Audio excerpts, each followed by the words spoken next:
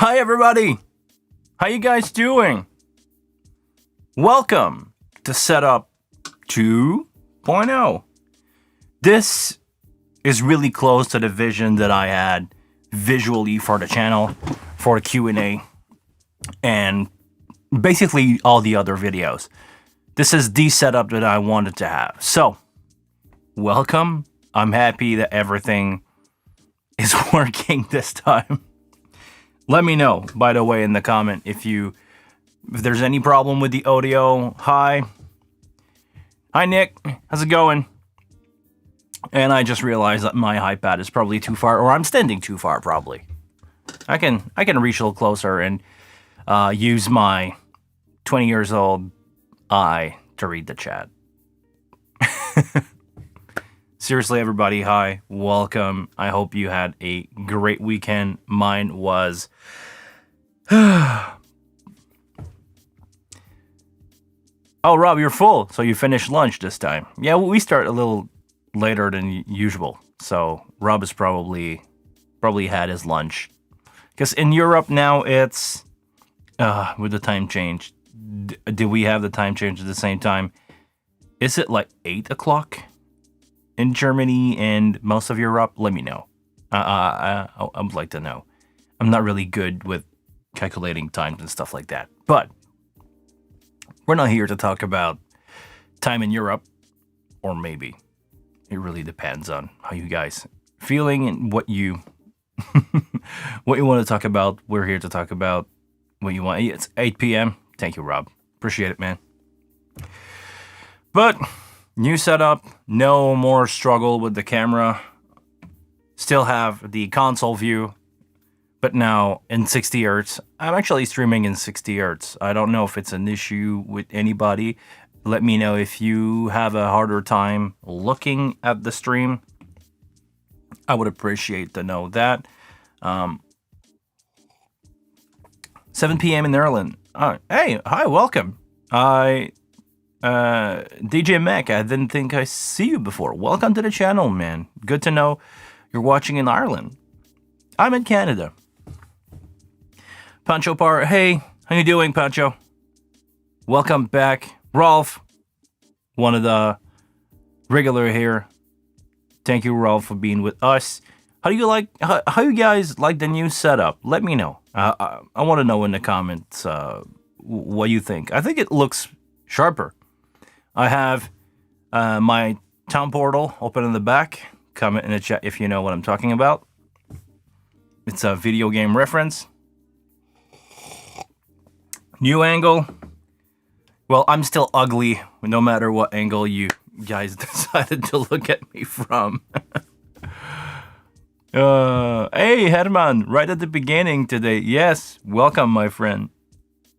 It's good to see you, the regular. Back again. Nice setup.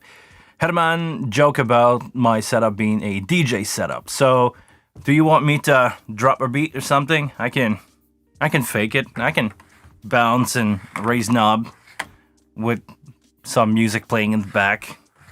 Because let's face it, I don't know if you know, but I've done a lot of DJ stuff.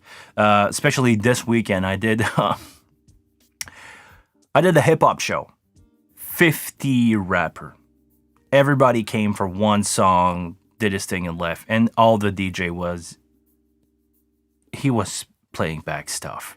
He was doing his like, he tried to fake mixing live, but seriously, everything was pre-recorded. No way he was doing any effect or any real processing on any track at all. DJs are fun. I always laugh, especially when the one that they don't mix. When you're on stage and you just see the timer on the CD player just counting, and you watch them playing with the EQ of the track of the. They have the CD playing in track 1 and they are really hard working on track 2, so it doesn't affect anything. DJs.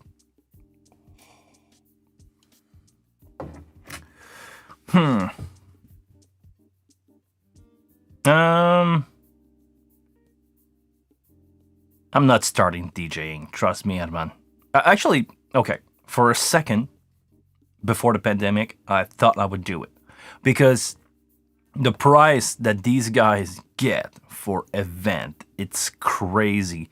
It's like, okay, I'll give out numbers. When I'm on a good production, I can get 400 Canadian per night. This is average high, good production where I'm working sound engineer and I'm also taking care of basically everything at that price. This is what they expect from me. DJ can score easily 800 for a bad one, and sky's the limit for good ones. So those guys show up to a gig requesting me to set up their turntable. They drop their USB stick in there. They press play for 45 minutes, an hour, 2 hour. They get $900. They get drunk off of the client because they ask for booze too, and they go home.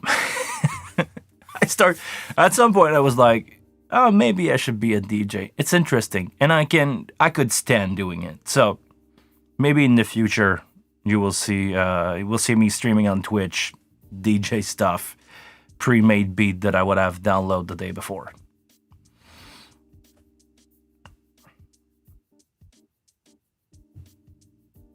Good. Let me catch up with the chat. You guys are really verbal today. I like that. Ooh. You have to be careful with the right click here. Looks good, fisheye effect. Actually, it's the same camera that I was using since a couple months. It's a GoPro. I'm using a GoPro 7 as my front camera for the last few months. So no change there, Pancho.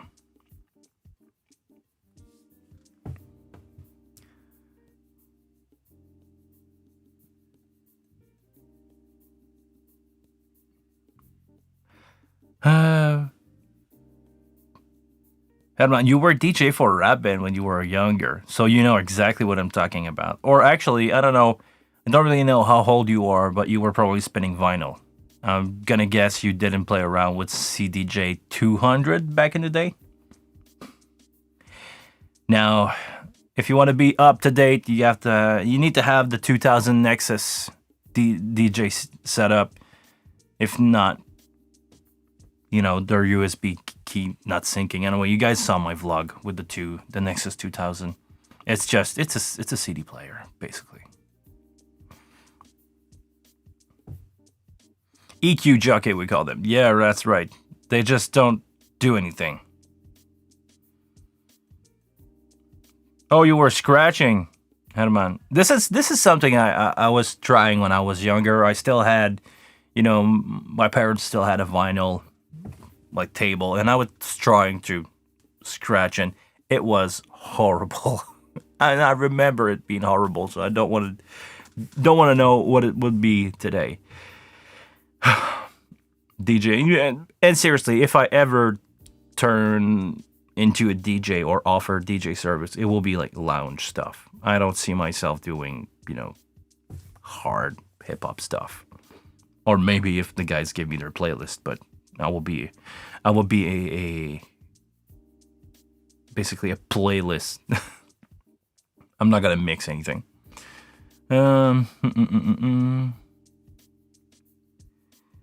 Was it a show where the DJ was so good you could mix on a console that wasn't plugged in? Yeah, I saw that before. Only one CDJ plugged in, and the guy are just going hard on the other one. But let's face it. The guys give out a show, even if he's not mixing. Or actually, there's two kind of DJ. There is what I call the glorified jukebox, who is basically a guy who just putting a song back to back to back, and there is some kind of heart if he really blends them. If the transition is seamless, it's good.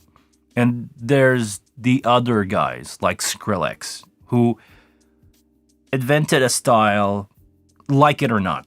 He invented a style. He revolutionized the DJ world. He creating his own stuff. The dead mouse of this world. They create their own thing, they compose that stuff, and they cannot perform it live because, well, most of these guys just don't play music, or they play keyboard only, so they give out a performance. It's nothing like a rock band, but they still give out this show. So at least if you're going to have a good time, okay, this is also the thing that people don't get. When you have a DJ like that, when you go see a DJ like that live, you go there to have a good time. That's it. They give out a show, but you go there to dance your life off, probably with some help of some kind. And you're just having a good time. Now that I'm 34 and almost 35 years old, I get it. Not something that I enjoy, not something that I would do, but it's like going out clubbing, but you target an artist that will play his stuff. Okay. I'm fine with that.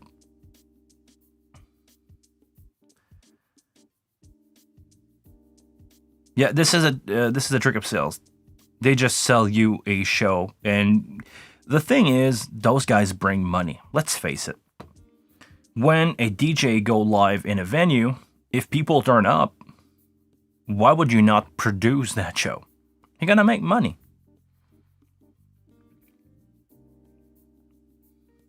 Nick, I have problem with effects bus when I play SD card for virtual mix. In alternate, I can put some reverb to track. What can I do wrong? I would need to know, Nick, if when you load your bus or when you actually switch to alternate, make sure. Actually, can you alternate a bus?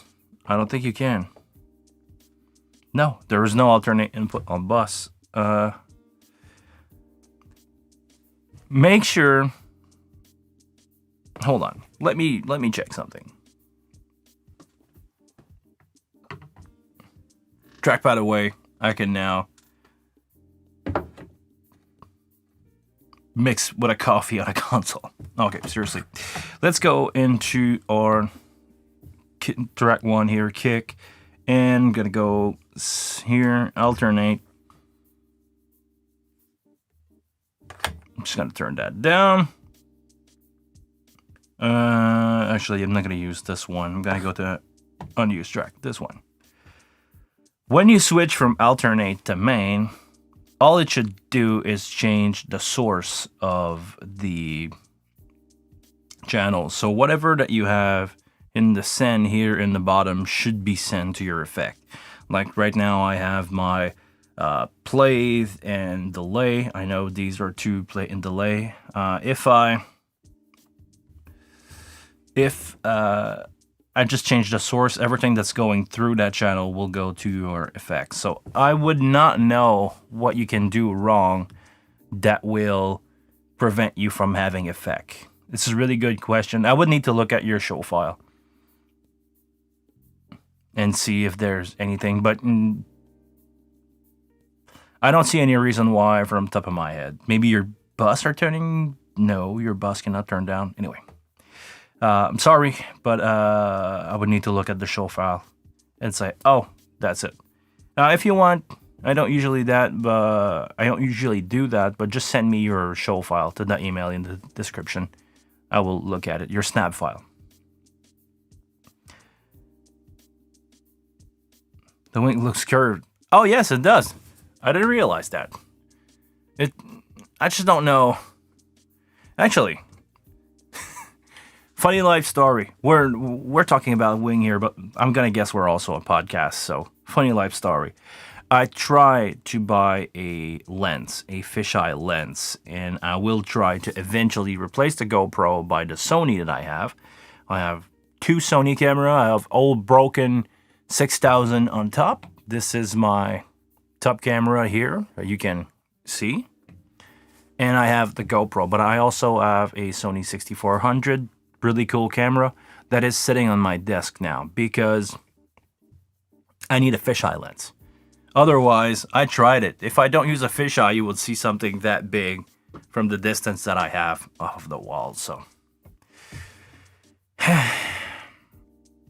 I need to buy a lens, and the person who tried to sell me that freaking lens on Facebook Marketplace answered me, yeah, meet you tomorrow after I'm done with work, meet you around 5 o'clock. And I tried to message that lady a couple times. Oh yeah, I'll be late, and no answer. It's been 2 days, so I'm really in the market for a fisheye lens that will allow me to maybe get less distorted. I don't know. You guys will see it. I try to always up the quality of the channel every time with changing my intros, changing my stuff. So as soon as I will have a better camera, you guys will know it. Well, or actually, not only know it, you guys will see it.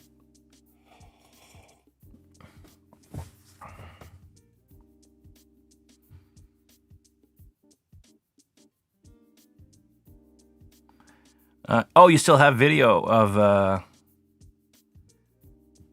that on YouTube, Edman. Is it on your channel? Let me know. I will go take a look at it.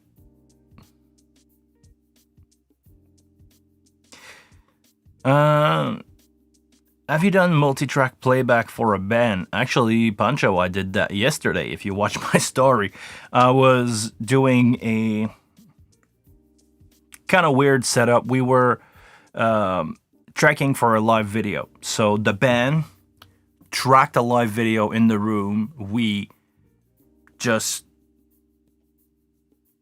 Sorry, I'm getting text message here. I'm gonna go in D&D mode. Sorry, guys. Yesterday I did a live video for a band. We recorded live, but we needed to do some insert shot with the video, so to make sure that everything was on time and in sync. I recorded the 16-ish track, less or more, and I was on X32, changed the input for the USB, and I was sending back everything like if the band was playing in their in-ear, because we really did track like if it was we did track a live performance. And after that, to make sure that everybody was in sync and volume wise needed what they needed to hear, just swapped everything and done it. So yeah, it's something that I've done a lot of time.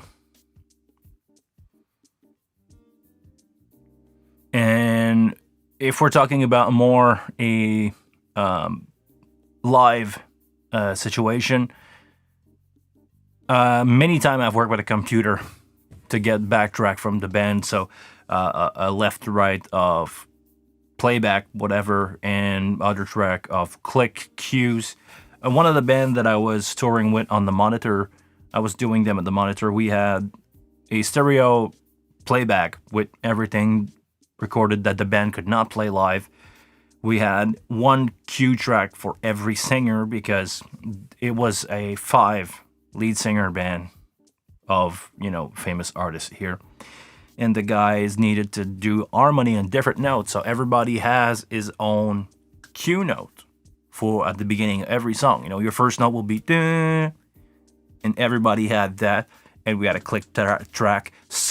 We had more than one click track at the end. Some people only wanted to have the click when they needed to have the click. So instead of me mixing it, I was like, I got 24 input here. Can we just do the click 5 times and then just mute the part where they don't need it? Me and the musical director got that together, and everybody only heard the note that they needed to hear and the click that they need to hear per song, per person. It's a lot of time investment, but it was smooth sailing for me. I was doing monitor, and everybody was, from time to time, was asking, can I get more click, more my note? But everybody was independent. So give that a try if you do playback for a band. Try that. The Sultan. Hi, welcome. Herman, this weekend I realized there were some things on the Wing iPad app Have you already checked that in a video? No, I didn't. Honestly, I didn't experience much of the iPad. I didn't mix up the iPad and the Wing that much because, again, I said that many times. When I go out with the Wing, I don't want to mix with an iPad. If I go out with an iPad, I'm just taking my X32 core because it's convenient. It's in my rack with my DL251. It's one rack. It's an 8 rack space. I just take it, put it in the car. I got 48 input if I wanted to, or 40 with the X32 in. That's it. So I don't play a lot with iPad and the Wing because, well, my iPad is my second screen that I read the comment off of right now from you guys, and yeah, I'm not interested. I know a lot of people have the need for it, but the Wing is my alternate option for that.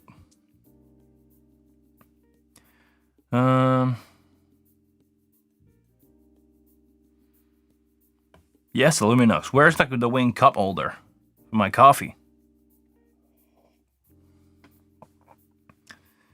Why only fisheye? I know it's a MFT mount. But not ultra wide lens, similar to. That's a really good question. I'm a total newbie when it comes to video lens and video stuff. I do my best to learn, but I'm gonna ask as a total idiot if you know video. But is there a difference between a wide angle and a fisheye? Is it not the same thing? I thought it was the same thing. Maybe I want a wide angle camera more than a fisheye. Pancho, no, actually, I haven't used the DP48 for real. I saw a couple one on demos, but never had the chance to work with that for a band. It would be my option now if I ever suggest to anybody to build a setup instead of going P16. The DP48 looks like the perfect solution, honestly. You just plug it AES50. Could you even daisy chain it with your stage box? And everybody has access to the 48 channel available on the AES50 line. To me, it looks like the best solution. Your EQs are independent. I think you even have compression on these things. So to me, the DP48 is the perfect solution. You could even create your streaming mix with that. I think you have enough option there to use one, EQ it out until it sounds good, let's say for a streaming, and use that as your streaming device. It will probably be the cheapest option after running it into a computer, but if you need to be in the long run far away from your computer in a different room from the console and you cannot send USB out of that, get a DP48, do your thing there, do your EQ there, send it to your live stream, and I'm gonna guess you can get pretty decent result.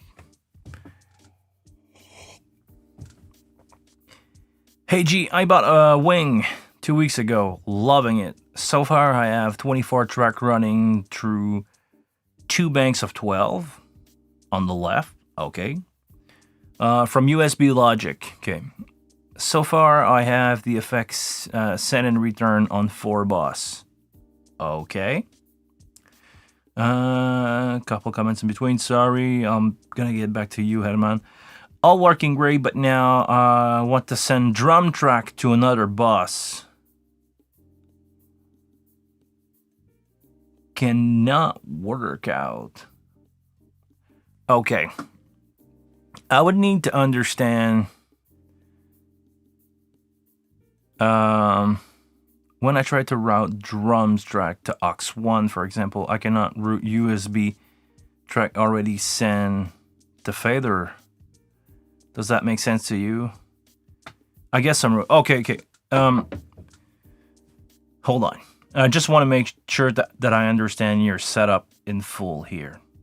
You have 2 banks of 12 on the left, good. you have the effects send and return on 4 buses. But why do you have effects send and return? Okay, maybe I'm getting that wrong, but just before I start on something, what do you want to have? You want to have drum and send that, let's say, into a reverb? Because if you want to do that, my setup is exactly what we just talked about. You take your input. This is your channel coming in. This could be USB. Just put USB there.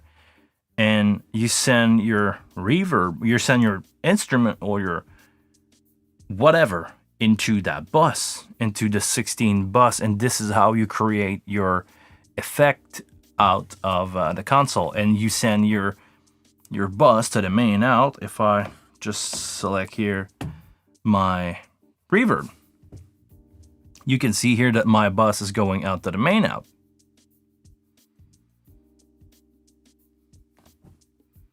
This is how I would do it. Headphone. I've used the iPad on the wing, and the wing is located in the back of our huge room. Yeah, we had a conversation about huge room. I feel you, man. It doesn't sound anything like the people in the room. Yes. In that situation, I understand why you would need iPad, and why you would leave your desk behind and go at the front, mix with an iPad. I've done that many times with my X32. This is why back in the day I've switched from a full-size X32 to a core. Actually, a rack and a core, and I changed my setup many times. But basically, I end up with a core in the DL251 because in bars, because some of my band still do bar, I just drop my stage box next to the drum. I got my loon already in the case. 1 drop for the drum, 1 for the guitar player, keyboard, bass player, lead singer. He got a guitar, so when he's playing guitar, he got his drop at the front. That's it. I can set up in 15 minutes, no sound check, because the band is already there. But when you cannot have your console in a good mixing position, well, I will first try to fight to have the console in a decent mixing position. Maybe not center of the room. It doesn't make sense. I get it. But try to get your console in a better place. If not, use the iPad. Yeah, I get it.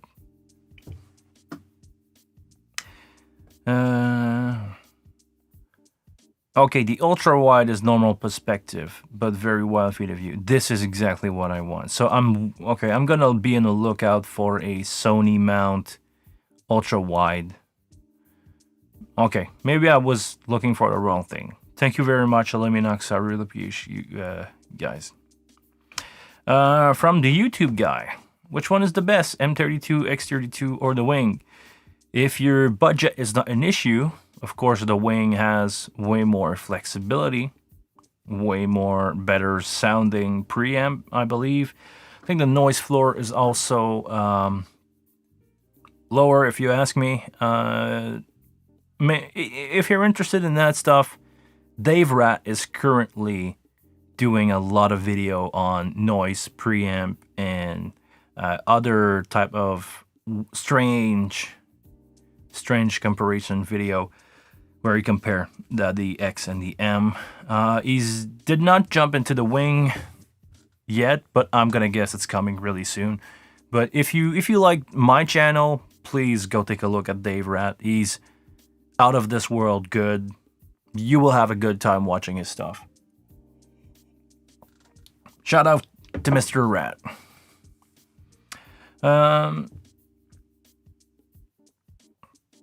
I prefer to have send and return on the same bus for effect.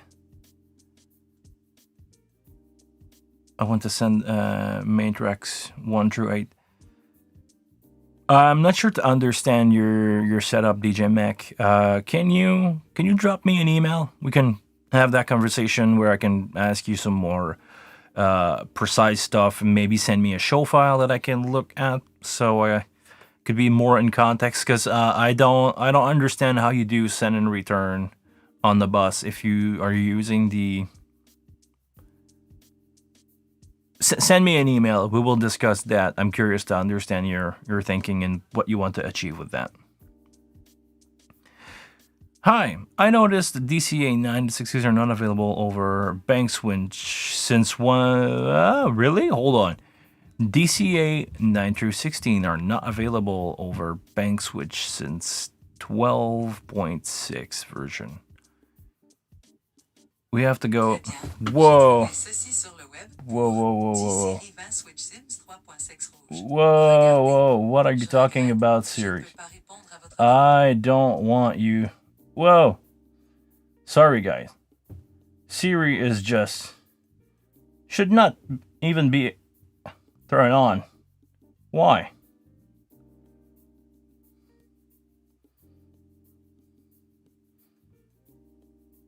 There we go. Sorry. Siri just popped out of nowhere. Okay, let me take a look at that. DCA are not available when you switch. Actually, mine's are.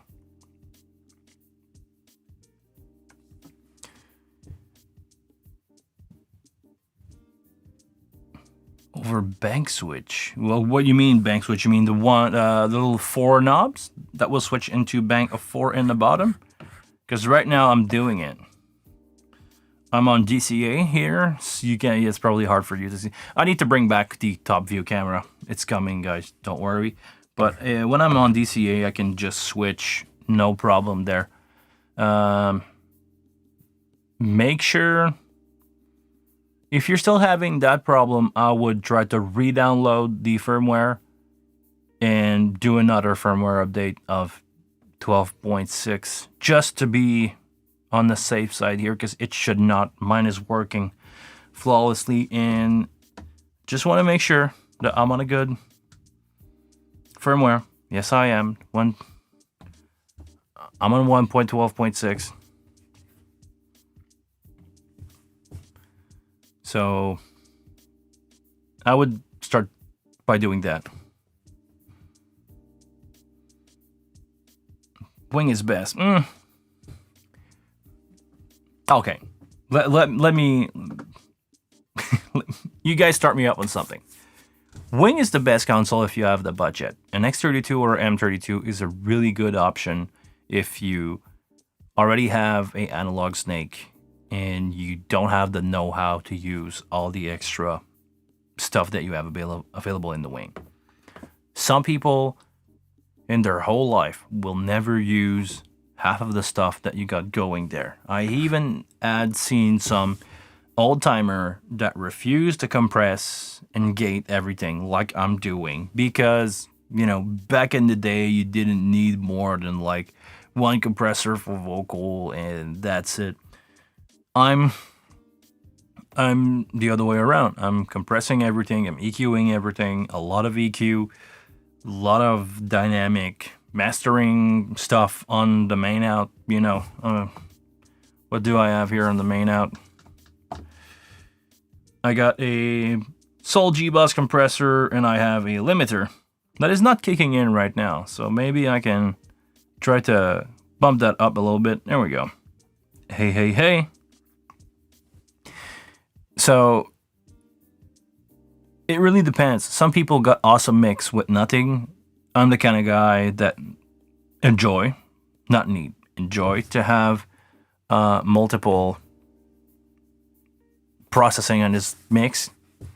Really depends. If you don't use a lot of stuff on your mix and you don't have more than 32 input, the Wing is not the best option for you.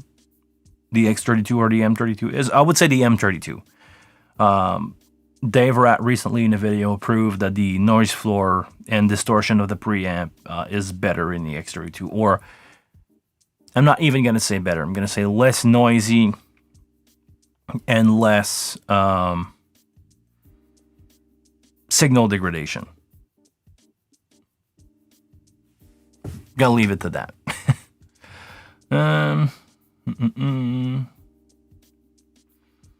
Yeah, Illuminox, you just said, depend on the use case, budget, need for customability, and so much. Gee, I think I got it. I needed to use the arrow to shift bus group. Yeah. Yeah, the arrow in the bottom here, the +4, -4, or left, right, 4. This is how you change the bus, or you have access to different page on your console.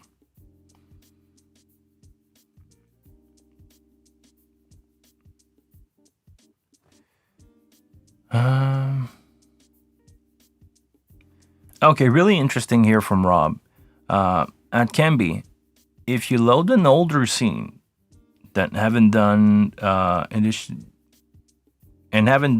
initialize, then the DCA 935 are not initialized. Really interesting. We got what we got going on there, Rob.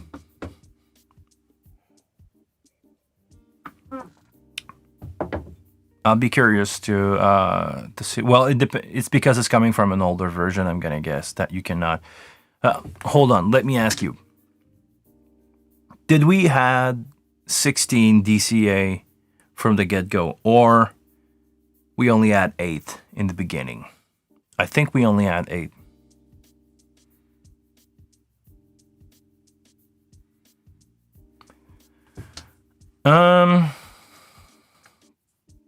From the YouTube guys, do you think the touchscreen will last long?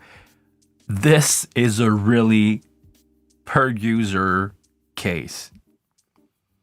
I had a conversation with Rob a couple weeks ago, and we were talking about screen. You know, some people have a hard time with their screen. It's a problem from the company, the manufacturer who designed the screen itself. They're not made by Behringer. They are bought somewhere. And the people who have a hard time with their screen now, it's default of production. Those screen came out of the factory bad. And they are bad. As far as I know, screens don't turn out bad after a while. If you got a good screen from the get-go, good. After that, it's the user that will determine if the screen will last a long time or not, based on how many times do you leave your console out in the sun, the temperature that you're gonna run your show at. Are you gonna drop your talkback mic on that screen a couple times? You know, the good old 58 metal gorilla. You're gonna drop that a couple times in your screen. I'm sure some people complain that they have bad screen on Facebook where they just drop their talkback mic a couple times in that screen. And they say, "Oh, my screen is broken. It's garbage." I'm gonna bet that some people broke their screen unintentionally. Accident.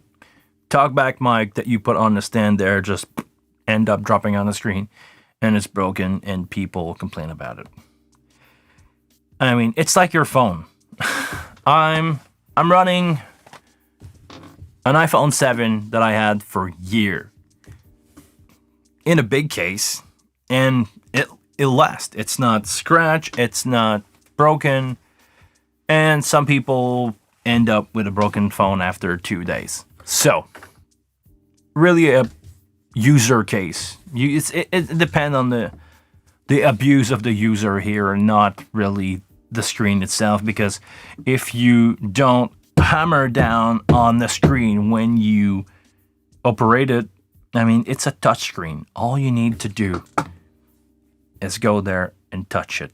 I don't even put pressure on it. I just touch the screen. Oh, there's a hair. This is why this is not working.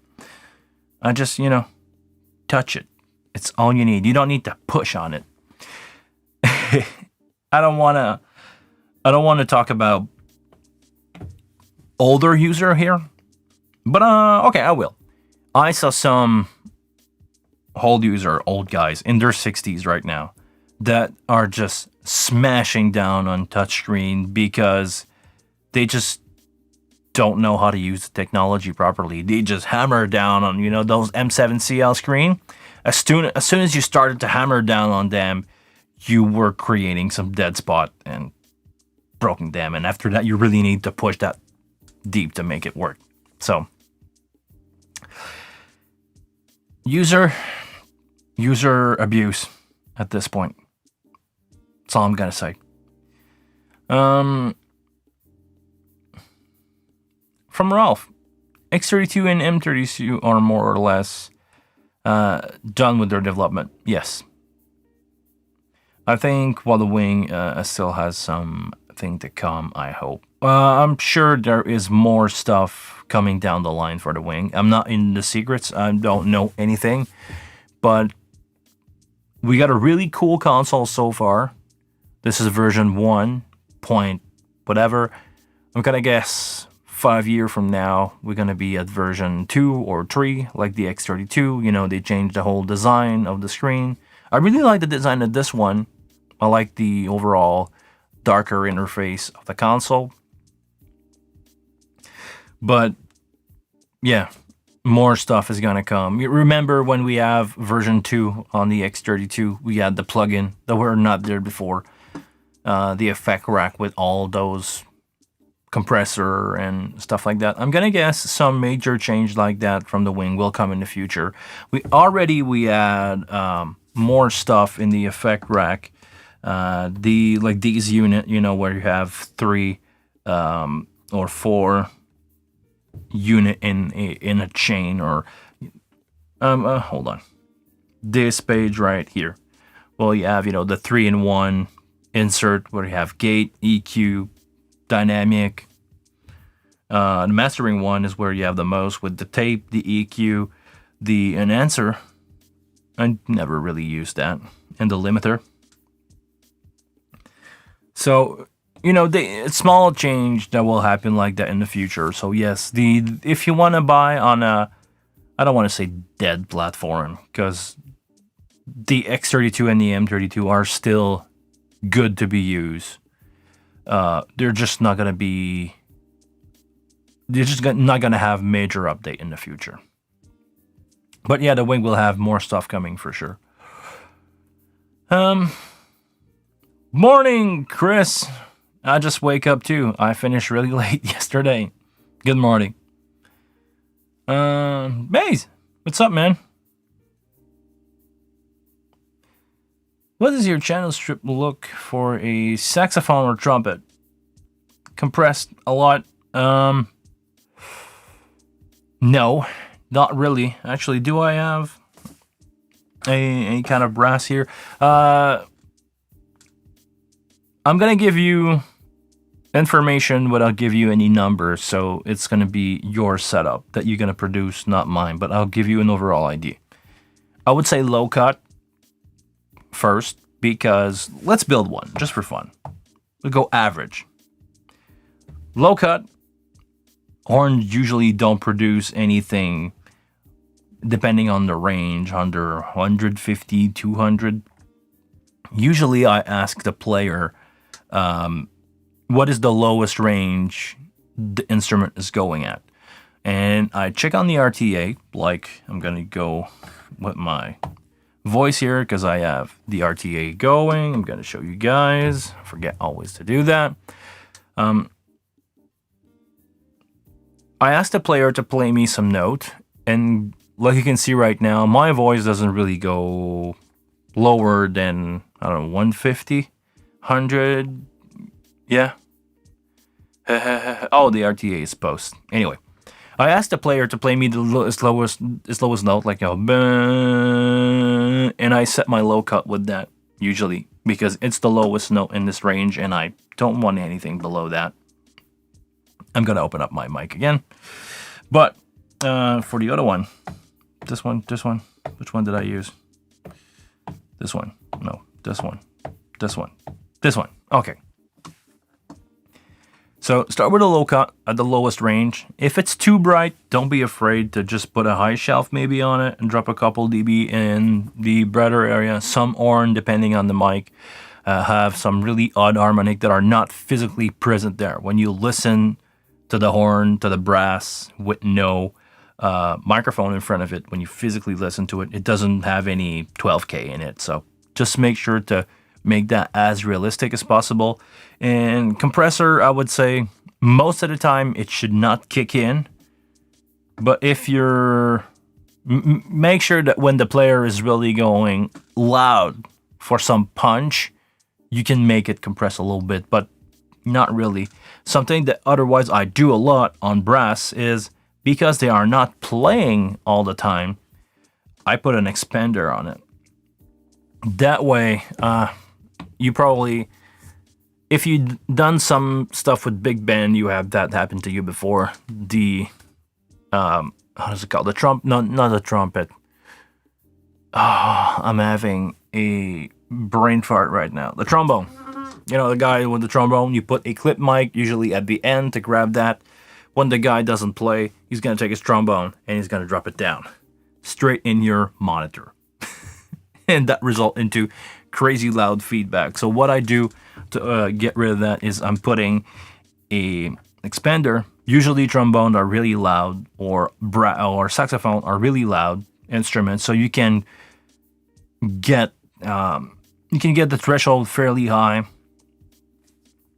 and the noise floor will be low. So when he's not playing, it's not gonna open the gate a lot. If you ever hit the mic even with the brass being around the monitor. Sorry, I don't feel like I don't make sense, but yeah, this is what I usually do on that, and send that into a reverb. Small room reverb will sound great.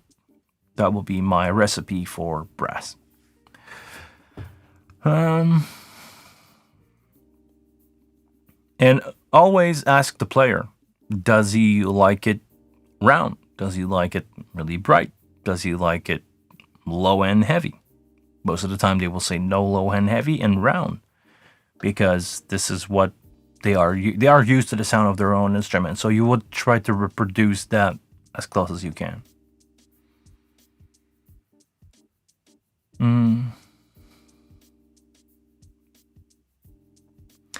Not just a routing setup screen. Lord, I'm not really sure what we talk about here, Luminox. Sorry, that comment is like 2 minutes, 3 minutes, 5 minute old. Or sorry.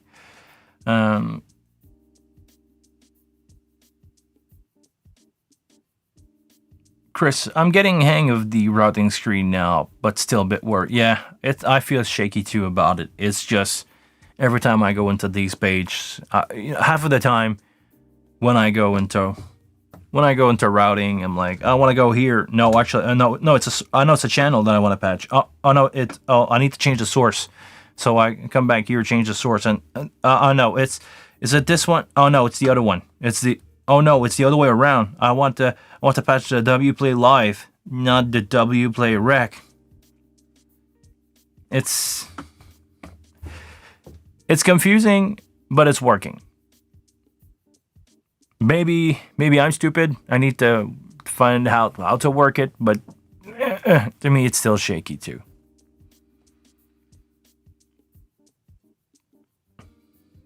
Try a ribbon on trumpet. Yeah, if it just make sure if you try a ribbon on trumpet that it can handle the SPL of that trumpet. I would Google that before that. The CAD D82. I don't know that mic. You're welcome, Maze. We only had 8. 16 came on the later update. Okay, so at the beginning, if you take an older file, it won't be there. So, okay, maybe update your file then. And if you update your file, it's going to result in having access to all your 16 DCA.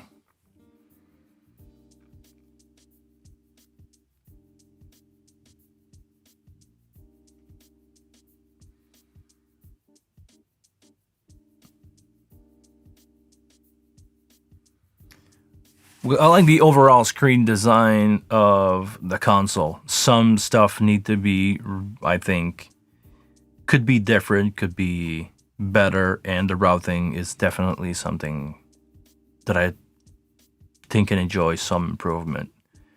It's working. I just said it. It's working, but it's not optimal. Or I don't know. I already gave my opinion in in a post to the guy over at Behringer, and the answer was okay, no reply. So they don't agree with me, which is fine. The console, I still love the console. I will still use it, but we just don't see eye to eye on that. And they are you guys hearing some glitching? Is it just me? Anyhow, yeah, basically, they think the routing is fine like that, and maybe it's because they have something else in mind in the future that required the routing to be like that, and I just don't know of that yet. But so far, yeah, this is it. Mato Concepts. Hope I can contact you. Yeah, sure. Just send me an email if you want to contact me, man. I'm always answering my email. Send Rob in. Oh, not coming from me, Rob. This is Chris asking you to jump in on that one. I'm not. You know what, Chris? Send Rob an email. I'm not jumping into that one. Is there anything you can? Sorry, Ralph. Is there anything you can tell about the Wing Live Automate from Patrick? No. So far, I'm gonna keep everything for a possible interview that I will do with Patrick. I would really like to have him on the show on a Monday to explain his Wing Live Automate thing. The guy is over the top good in what he's doing, so I don't know much about his software, but I can tell you if you release it, if it's publicly released and up there for sale, it's going to be good. I trust him on that.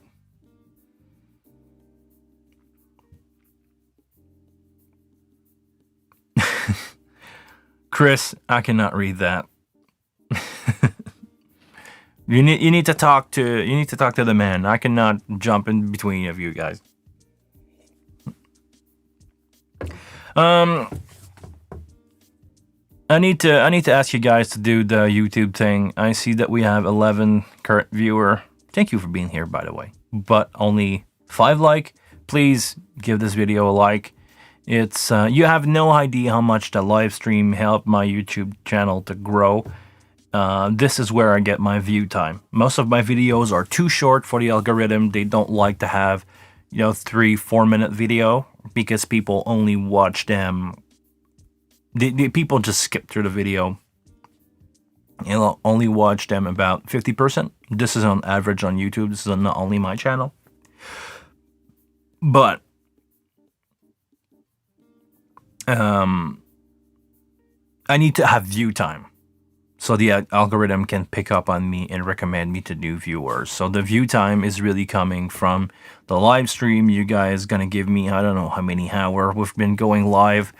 What time is it? For almost an hour now. So, it's give me an hour view time average by everybody here was watching. So right now I have an average view time of 9.5 hours because you guys watched that live stream and you helped me a lot. This is big for YouTube, so thank you very much for watching. I appreciate it. Thank you. I'm having some clicking in my microphone, right? I have no idea why it would click like that, but I hope it's not disturbing too much for you guys. Sorry if it does. Hold on.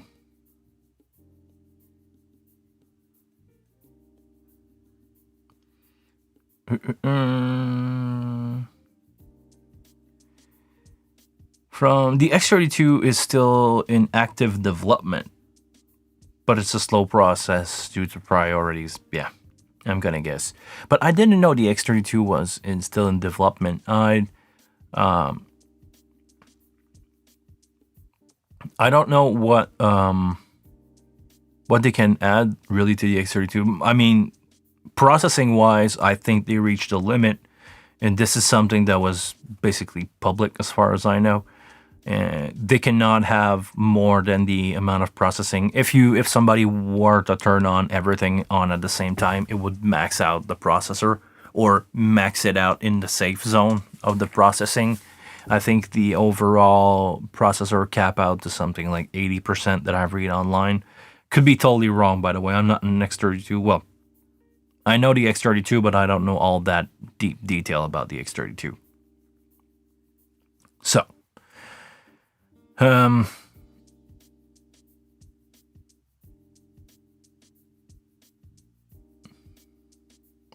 Matos, you enjoyed my session. Oh, thank you very much. By the way, time for me for a shameless plug. If you guys need a private session, I'm also available for private session. You can book me some time. I will be busy for the next couple of weeks. Life is totally back here. I have more show than I can handle. I could basically work 24/7, 7 days a week. 24/7. Sorry. 24-hour a day, 7 days a week. If I really wanted to now, I'm just have to stop taking contracts. So I have time for session. I would prioritize session if I wanted to, if I have them. Nothing.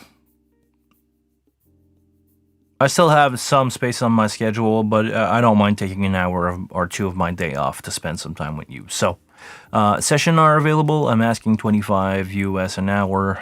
Just not because I really want to charge money, but if I were to do it for free and helping people, I would again do session every day. I will be basically Behringer tech support, and I don't want that. I want sleep, and I need to make money too, to make a living, and to pay for all that camera gear and console and stuff. So I'm available for session. If you guys wanted to, send me an email and let me know.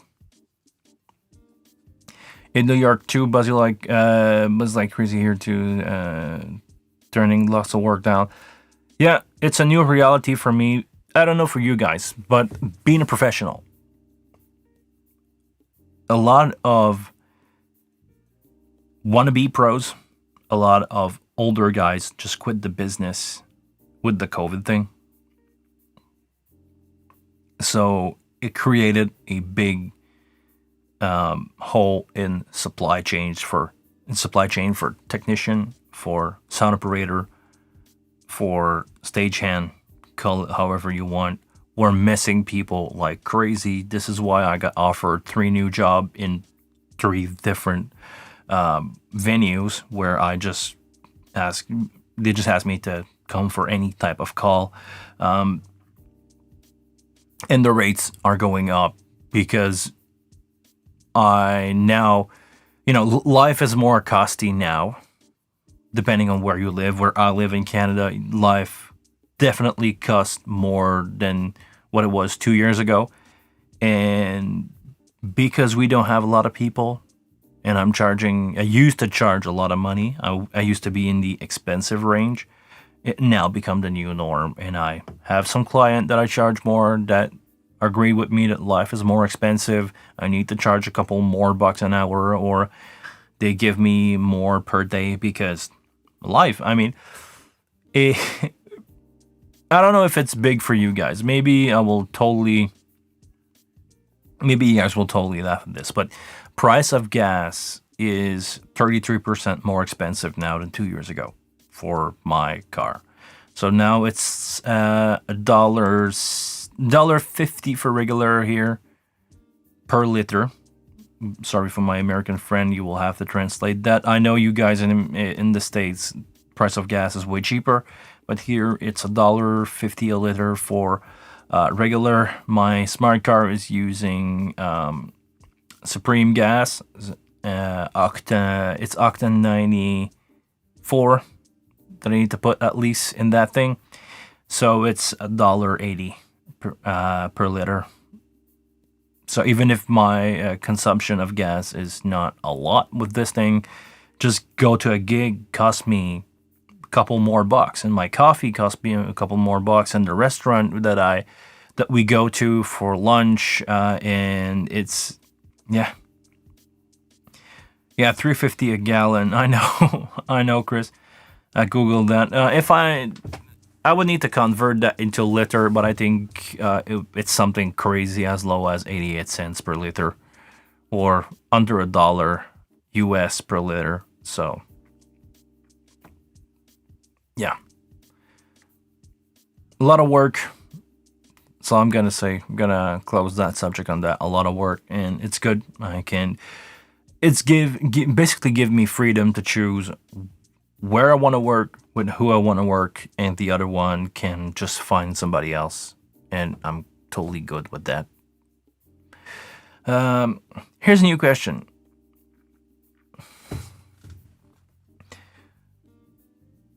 How do you prevent spec creep on your gig?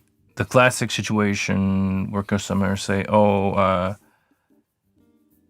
by the way, we also need blah blah blah blah on the day." Not really sure to understand your question here, Luminux. If it was not asking the writer, or if the client didn't pay for it, you basically just don't get it. And if you change your mind like on the day of the show, well, you can either pay an extra for me to go get it at the shop, or if I don't have it, well, you needed to ask me before.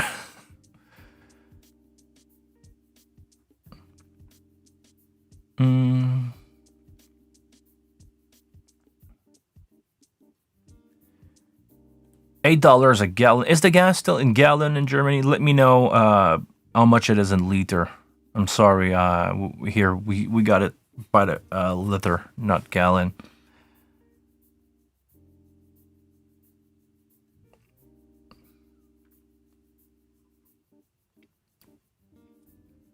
Yeah, depending on the client, on the request, just say no. Yeah.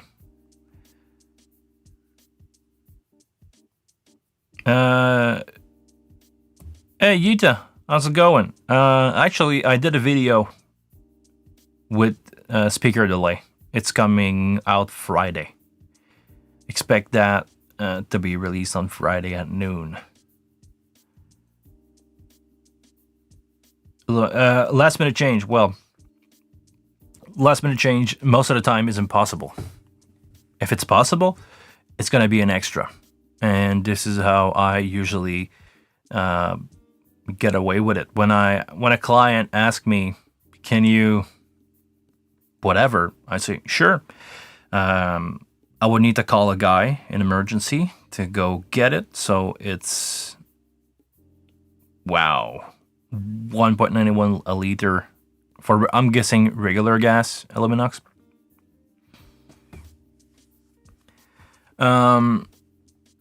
So yeah, when client asks me for something that I just don't have, well, the answer is I don't have it. You didn't request it before the gig, and I'm sorry I cannot provide it. Or the answer that I get most of the time is that's going to be an extra of that amount of $100, because just me, if I just need something like somebody, I want to change this thing here. I want a bigger screen, or I want a screen and a projector. I'm like, okay, good. Renting a screen is that much. Renting a projector is that much. Transportation for that will be $250. So I'm looking at the client and say, okay, if you want to have a screen there, it's going to be an extra $750. Are you willing to pay that? If the answer is yes, I'm going to give my guy a call. Somebody will come out of his bed, go at the shop, grabbing whatever he needs, and we're going to have it delivery. If we get the time to do it, of course. But usually everything is decided by the piece. I rent stuff, piece by piece. So if you want the console, it's that much. If you want extra microphone are rented by piece. Sometimes I do package deal for a friend or a good client that I know is not going to be bothered of what microphone I'm bringing. So I'm just charging a package deal of $200 for how many mics he need. This is how I do. This is how the business is working here. Hey, Klaus, welcome. You're late. You're late, but not too late. Welcome to the new setup, by the way. If you want to forgive about being late, give this video a like. That way I can have some more. And yeah, feel free to ask your question. We're having a good time here. We end up talking about console, renting, life, and gas. And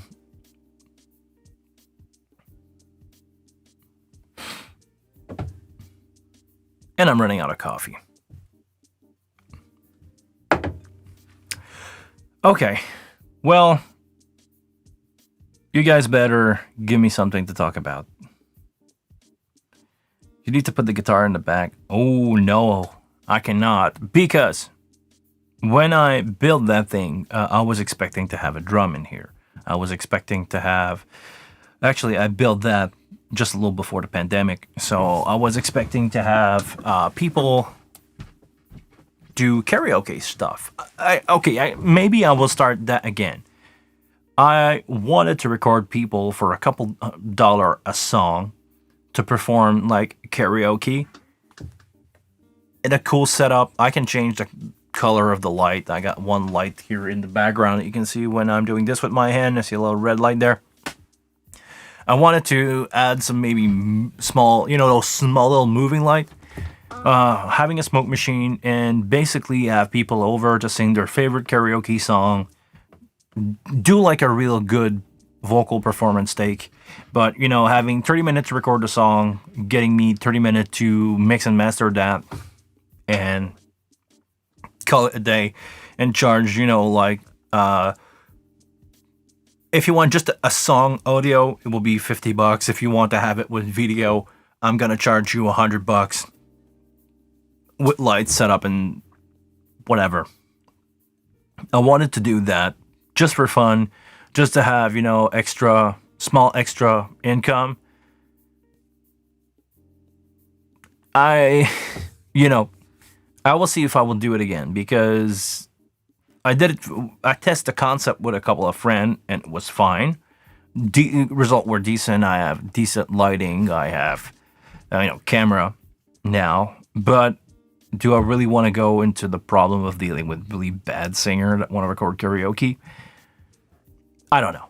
This is the concept that I have. I will see what's happening of that. But I still have all my recording gear over there in my desk. I need to do an office tour for you guys, but I have some recording gear under my desk there. So what I was about to say is when I build that place, this wall is not even. This wall has angle on it. So you can see it just a little bit there, but every ply there is an inch, about an inch of angle. So it goes like this. And when you talk to that wall, when you project sound to that wall, it doesn't feel like a really hard reflection, because I have the panel on each side. Those are acoustic panel that I've built. I have acoustic panel on top of my head, and having that wall not reflecting straight those frequencies, giving me really fine acoustic for here. So this is why I cannot hang guitar on there, because there is no straight place where I could put the guitar there. Sorry. But yeah, maybe in the future I will get rid of some more guitar. I just don't play anymore. I know it's sad, but it's so complex to get decent player to play around with, and with my busy schedule. So I don't know. What's going on in the chat?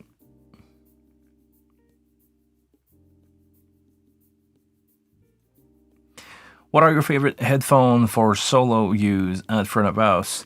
I'm a huge Bayer Dynamic fan. Seriously, these are the 770. These are the 770 Pro. I tried at some point the 990 Pro. This is those will be one of my two options because I need to shoot a video about that also. Sorry. Funny story. A couple days ago, I shoot 3 video and my front camera didn't record. So I have my top view, my sound, and no front camera. So I need to reshoot video. What I was about to say is, I don't mind using open bag headphone and non-isolated headphone because when I listen live, I delay my headphone mix to be in time with the PA, so the low end doesn't interfere with that. Everything is in phase with my headphone, so I can listen to, I can PFL something and it's in time, so I don't need to have close back to isolate. So really high quality headphone, Bayer 770 and the 990s will be my two option. Bayer Dynamic. It's a flagship. You know, it's the freaking headphone that you see everywhere. These are really good for tracking vocal because no, not these one. These one are open back. The 770M are the good one for tracking vocal because they are really isolating. So it's coming in a video, Headman. I will do that next week, or it will not be this week, this Friday. It will come next Friday. It will come out next Friday at noon.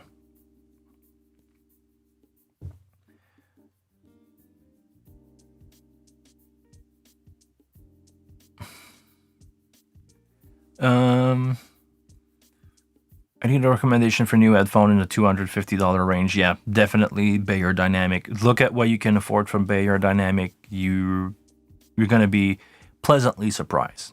This is my personal opinion. Another option will be in-ear monitor. I'm a huge fan of the Shure 215, the SE 215. It's really a decent pair of headphone that you're getting for $100. I would not invest more into the higher end model because I believe they are not the amount of money, the extra money that you spend is not that much better. The 215 for me are a really good bang for the buck money, worth the amount of money that you spend on them. Headphone, if you can stand in here. Personally, I'm using a pair of 846, a little more expensive than that, but I use them all the time, and I think the closest contender to the 846 in the Shure lineup is the 215, because when you take into consideration the amount of money that you spend on them, 215 really get you far for not much.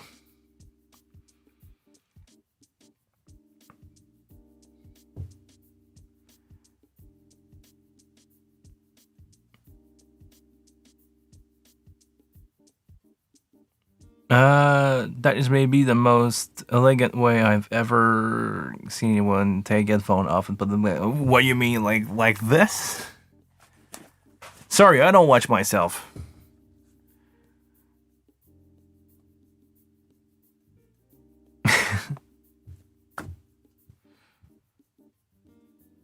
Okay, I don't know what to say to that. Sorry.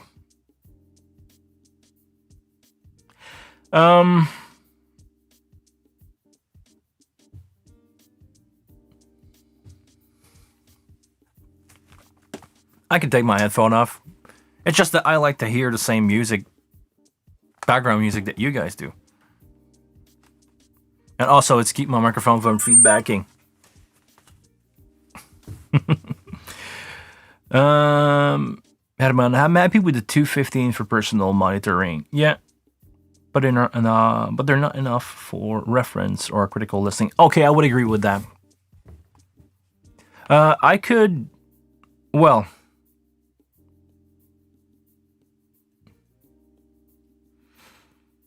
I done some show on 215, mixing with 215s at the board, and I knew them enough, so I knew I used them as reference because I know that they were fine, or I know how they reproduce my mix.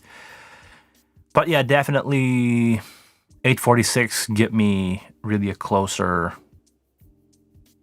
get me closer to reality when I'm mixing like DAW stuff. But for live, if you want to PFL something and really be isolated, the 215 would be my option. Otherwise, 770 Pro. From Dusty7. Favorite DAW or recording software for live tracking? I've switched to Logic, and it doesn't matter. Logic is fine. I also like the Wave track thing, but I think it's not supported anymore. The Wave Live track, it was free, and you could only record like one time. I think you cannot overdub with that thing. It was really only made for live recording, like I'm doing on the SD card of the Wing. But yeah, I would say my favorite one is the live card from the Wing. But other than that, if I want a DAW, I go with Logic because it's the one that I have. DAW are all the same. They don't have tone other than stuff like Harrison Mix Bus, where it's really reproducing like SSL console, and that thing has a tone on purpose. But other than that, it's just the one that you're used to work with. There's no secret here. Do the 215 slip out? If you have the good tips on them, no, they don't. The 770 Pro 250 ohm are not sensitive enough for me when I use them with the Wing. They don't get really loud. The 250 ohm would require you to have a preamp. So I think I have the 80 ohm. Yes, I have the 80 ohms, and it's loud. It could be too loud if I wanted to.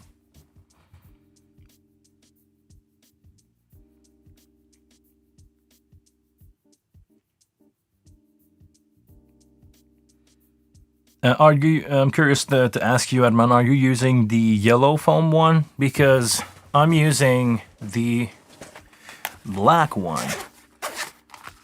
The best fit for the best fit for me is the little black sleeve that come with the 215 and the 846. These are the perfect fit for my ear. My ears are average, I guess, but the medium black tips, I can carry those for like a year before they wear out. I don't sweat a lot, and sometimes I do, but I usually don't sweat a lot, and they don't get dirty too fast. And I change them because they are dirty at some point, not because they go bad or whatever. So make sure that you have within your monitor. This is the key to have a really good fit with the plug. Yeah, stock black tips. Oh, you're using the stock black tips. Yeah, it's perfect for me. They don't go out, and they seal tight, so I have a lot of low end, because low end in in-ears is created with the resonance cage that is created inside your ear. Between the air of the it's moving the air inside your ear canal between the in-ear and your eardrum. I hope I'm clear. Yeah, you see, guys, I don't have any more coffee. This is why I'm having a harder time speaking in English. I could switch to beer. When I'm drinking beer, I'm better. Or I just care less. But I feel I'm better. I don't know for you guys, but I feel for real better in English when I'm drinking. It flows better. Because it's flowing better.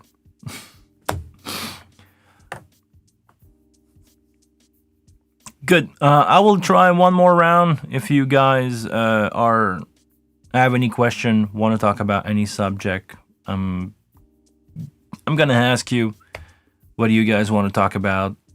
If we got nothing, we'll move on. For my wing, I use standby Nuendo Live to record with laptop.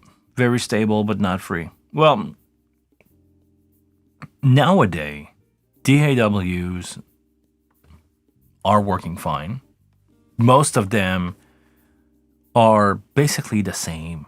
Seriously, it's the when you want to track down, no matter if you use Nuendo, Cubase, Pro Tool, Reaper, Logic, the result will be the same. It's not the DAW doesn't have any color, so well other than stuff like Harrison Bus, the result will be the same. It's happening. Everything is happening on the gain staging of the console, and I've proved it to myself again yesterday, doing a live session, recorded everything, got it on tape, and played just a playback for the musician. No EQ, no nothing. I just put a compressor and a limiter on the master to have decent volume in the room, because I was double sending to their in-ears for every musician to have like playback, like a versatile sound check, and I was sending my main out of that mix from Logic out the 2-speaker in the room, so everybody can hear what was going on, and the camera to have sound that the editor can edit with. But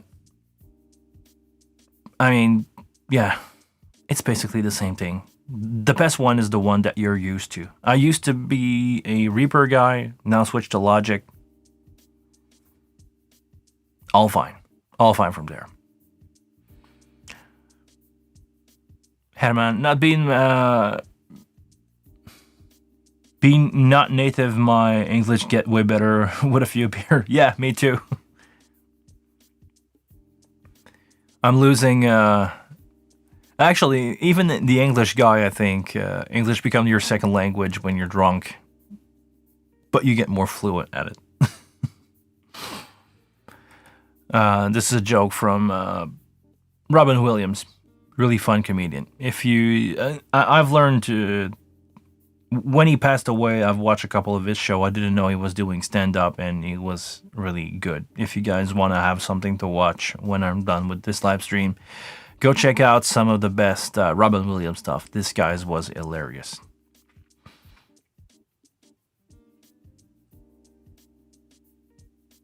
Does anyone feel that they have to run mic pre's on the wing hotter compared to X32? Yes, I do. And this is something that I realized the other day. Maybe we can take a look at what we have. Let me grab a mic preamp. I'm going to grab a mic preamp here. This, and I'm just going to go local in, whatever. Gain on the wing only goes up to 45. I think on the X32, it was going up to 60.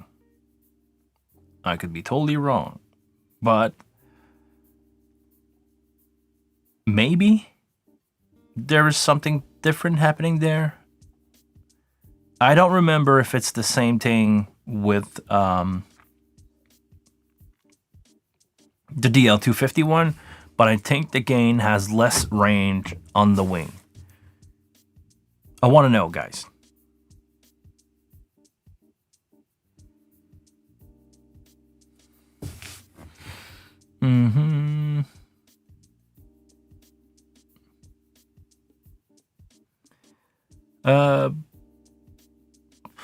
What is your perfect IP-based audio network?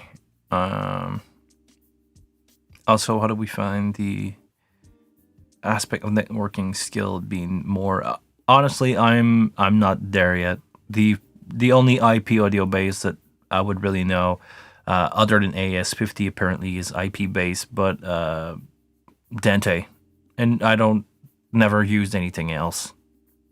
Live, we don't have much option for that. You know, the NDI of this world are not something that we see live in live sound. So I'm sorry, but Dante would be my answer.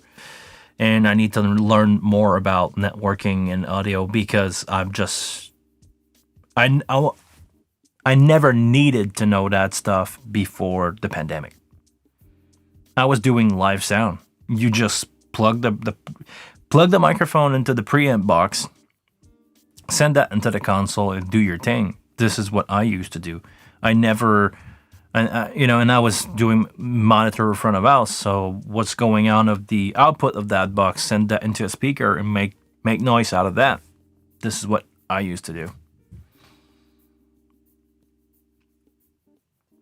Illuminox, I need to run. Thank you very much. You had a lot of fun today. I'm translating this as he wrote that in French. Merci tout le monde. Merci Illuminox. Thank you for being here, man. Is it possible that the trim need to be juiced? I don't think so. It should not. But if you compare the way that the things were working on the X32, once you reach that 45 or 37 dB of gain, it was basically like turning up the trim. It was digital gain after that, but I think it was going up to 60 in digital. So it's basically like they had a digital trim after the preamp was cranked out. Yeah, check Dave Rad videos. He's doing a bunch of video on how the Behringer and Midas preamp. Yeah, but he's not doing it on the wing. And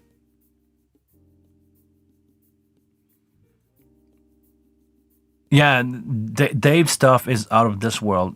Even if I want to do video myself too on the subject, I just don't get where he's getting his ID. Why in the world?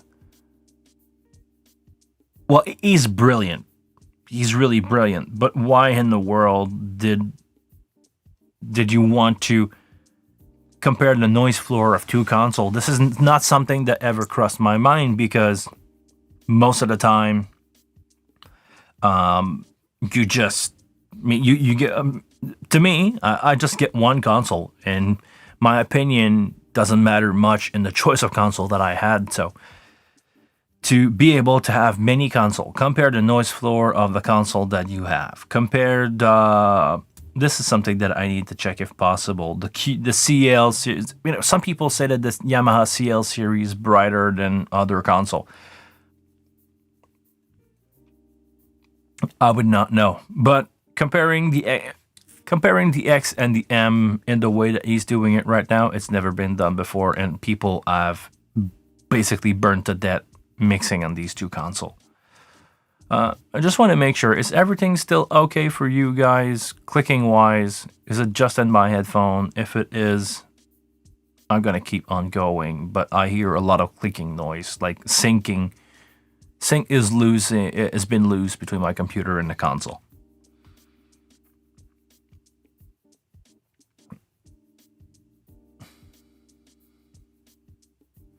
From Dusty, any experience with the sound grid? Nope, never something that appealed to me. I didn't have no company around it ever bought it and integrate it into a console, and I never had that kind of money to spend on a wave server and sound grid. Even if I would like from time to time to have it, never really seen the use for it.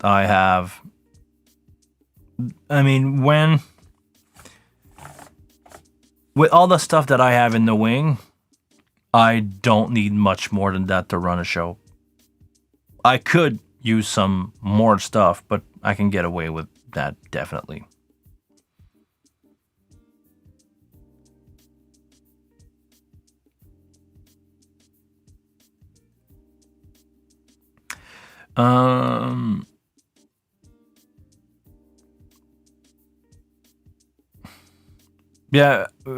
Dusty, ask Dreamhamster Production. He probably has all your answer there. He has some experience where I don't. Maybe I should rethink the headphone. Yeah, just go check out Bayer. They make good stuff. They make really good stuff, and they're all available on Amazon in the States. From Jonathan, I would not know what you're talking about, man. The Mario and Sonic Hedgehogs. I don't know what those are. I'm not a gamer at all.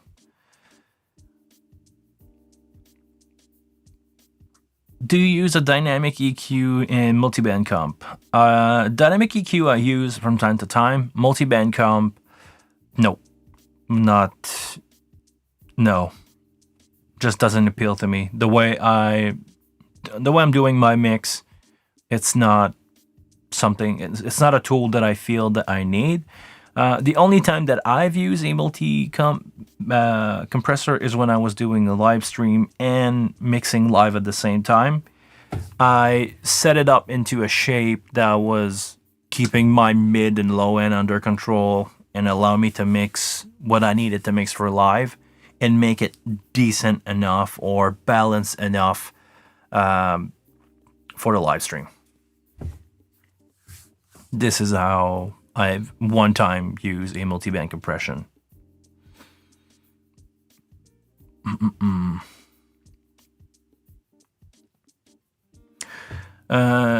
So the combinator is the multiband you are using on them. Well, yeah, there's no. Is there another multiband compressor on the wing? I don't think so. Let me take a look. Oh, whoops. Never mind.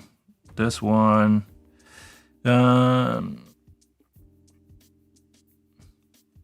don't think we have any kind of multiband compressor other than that. And I'm in the wrong rack. I'm going to use this one. No, those are all time-based effect. Those are all combinator.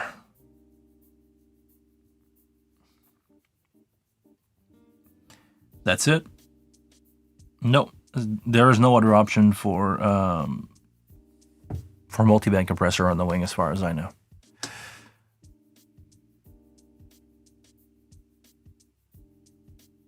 Or maybe I'm wrong. Maybe I just don't know, and something else here is a multiband comp. Well, theoretically, I'm just gonna assign that to a channel. Whatever this, there we go. The dynamic EQ is a multiband compressor in the sense of it will compress. You know, if you're doing this, it will compress only that band. But I think it's more a dynamic EQ. It's called more a dynamic EQ than anything else. But I don't think I will use the dynamic EQ on the main out like I ever did on the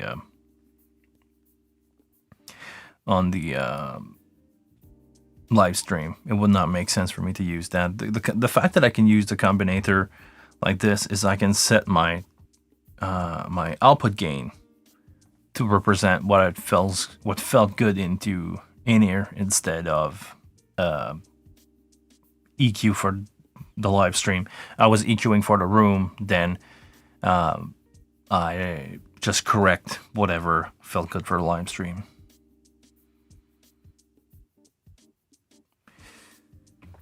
I thought the dynamic EQ could be configured to work like a dynamic multiband comp. Yes, it does. It could. I mean, if you change your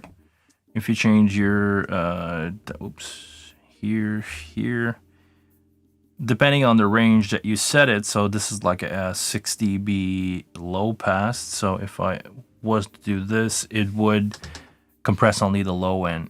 I mean, it could, but it's not a multi-band compressor. It's more a dynamic EQ that has a different kind of filter, which could be a play on word here if you wanted to.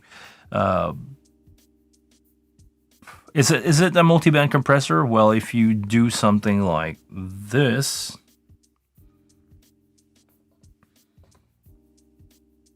or I'm gonna just to show you the stage that this thing will take effect on, I could have a 3-band dynamic EQ out of the 3-band dynamic multi-band compressor if I, it's the same. I mean, you could do the same thing that you could do with one another. It's just one, the tool are more oriented one way than the other. If I take, no, not here.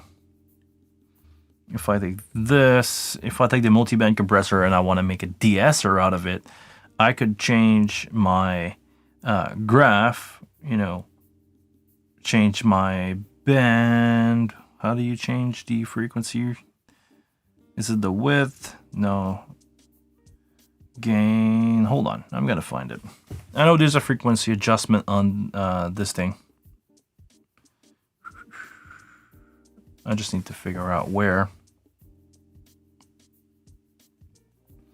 Not the threshold, not the mix of the slope. How do you change? There you go. I could target one frequency and create a de-esser out of this thing if I wanted to, because I could set the threshold for only that band and the width only for that band, and creating only that slight cut for an S. It could act like a dynamic EQ and just take one frequency, or let's say I want to, I need to do a video about mic cupping, but all those mic cupper in the world, when they put their hand on the microphone, they create a boost that is centered around 1.5K. So I could, you know, set the threshold to be something like this. It would result. It will be harder to get the same result where the dynamic EQ just let you select the Q and go along with it.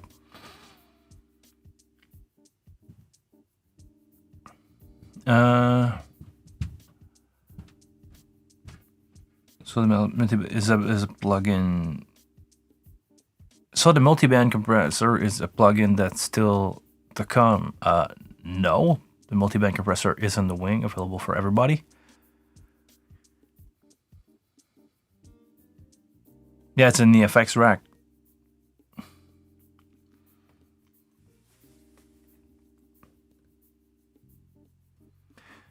I'm glad that the multi-band EQ wasn't a band-aid to the multi-band. Yeah, no, it's it's there. It's on the effect rack. It's just not available on every channel strip. But this is not something that you would usually use on every channel strip.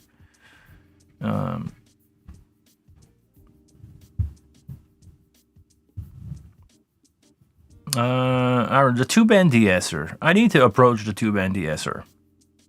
Hold on. I'm just gonna catch up with the chat. And I'm going to talk about the two-band de-esser.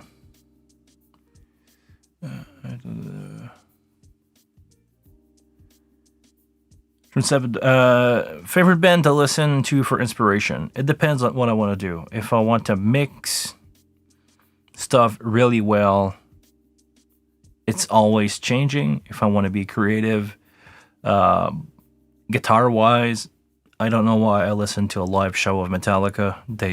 It just makes me want to pick up a guitar and play. System of a Down is also one of the band that makes me want to pick up a guitar and play. And most of the time I find it bad because I start to listen to a show and after like 10 minutes, I'm just grabbing a guitar off the wall, stop the show and start doing my own thing, which is really good. And, ooh, did my GoPro just die on me? It's resetting. Ooh. Okay, hold on, guys. I'm gonna switch to this one so I don't give out a black. And I will figure out how I can get my GoPro some power. Hold on.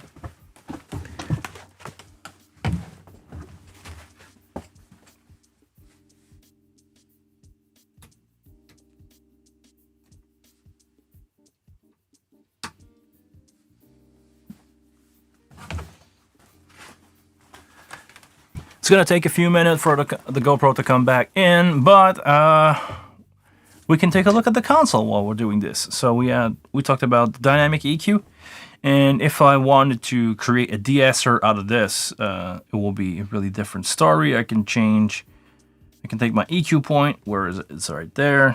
Take my EQ point and move the frequency around until 7K maybe. Change the Q for that, and going almost at 0. Sometimes what I like to do is cranking up a couple dB, like 1 or 2 dB, a S's frequency, and having it below, or is it backward again? I don't know. But when it's working, I wanted to, when the S is coming in, I wanted to turn down, and that way it just gives me some brightness, and when somebody is speaking out a S that is really loud, it just turn it down, but I don't lose any brightness. Maybe I can go on my talkback microphone here, and we can take a look at the two-band de-esser. We're going to turn that on. I never used a two-band de-esser before. This is not stuff that I usually need. Most of my singers don't have a really hard time with S's, but I can try it. We're going to try it together live. Now, if I'm talking and I say an S, ooh, it's really clamping down on S's.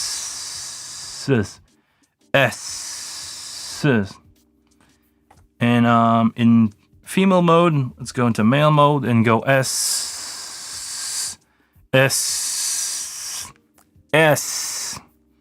It's really clamping down on the S's.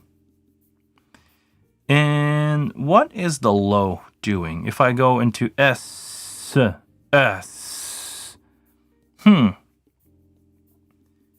Really strange for me, because I feel that they both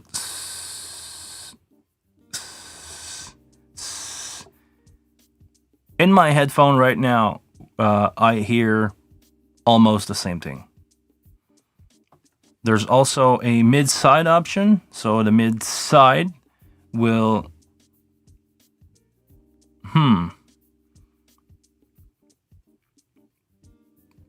okay, we will see. I'm gonna try the de-esser, and I'm really curious to see how useful it could be. I'm gonna try to keep it down. I'm not really an S-ing guy, or I don't that much, but well, a P word. Oh, the low end is for P word. P, the P word. The pocket, and no, it's just killing on the S's if I doing this. I would need to work on the de-esser. I'm really not used to use that, or when I'm using de-esser most of the time. Let me grab an unused channel here. I use the one from here, the 902. It usually get me really close to where I want to, and I'm familiar with the workflow of that unit, so this is why I tend to go more to this one. Sorry, I'm gonna catch up with the chat here.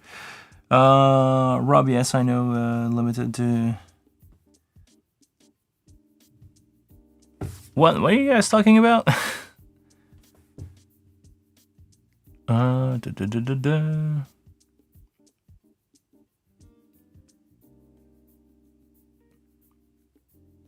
All stage box only have up to 45 dB of analog gain. Anything above is digital trim. The MD extra to add that behind the scene. Yeah, okay.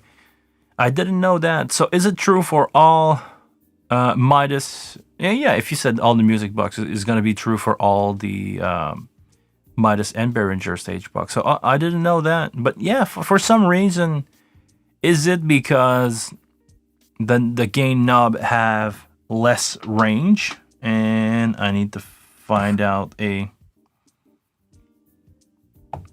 somewhere that I have a preamp patch. Right there. No. Where do I have? Okay. Maybe I feel like I need to crank because I have less range on the knob. So halfway here is 22. Right there. Halfway here is 22, where on the X32 halfway would be something like 30, 32, because of the extra range that you have on the knob. That is not gain preamp, but it's there. Maybe this is why I feel like I need to crank, because visually the knob is there. But I also, and we can talk about that, I also feel like I need to crank a lot of gain on my microphone preamp. Right now I'm using not a bad mic. I'm using a MC840 from Beyerdynamic. This is one of their flagship studio condenser, and I'm talking reasonably loud, maybe a foot in front of it. And I need to crank the gain, like to get decent level going. I can crank the gain up to 30, 32. Well, 30 should be fine. Maybe 35. 35 is a sweet spot where I don't get that much noise floor, and I get decent volume. But to be on average, at -18, I need to turn it down just a little bit. There we go.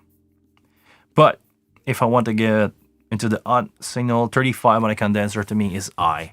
Usually, this is where I would set a 58, and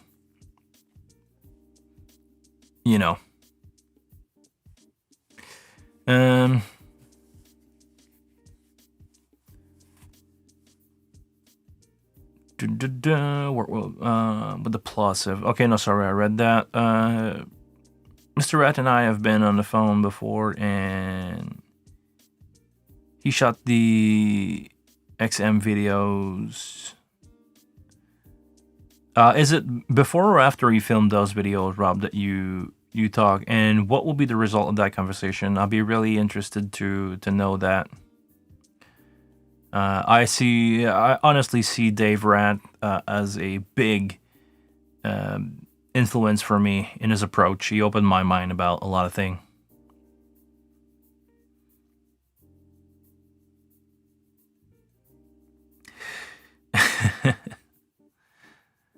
Oh, it's a good one, Chris. Let's laugh about it, at least. Okay. Take 2. Let's see if I have a camera. Yeah, I'm back. Good to be back with you guys. Is there anything else that you want to talk about? Did I lost my camera already? I think I did. Joy of live production.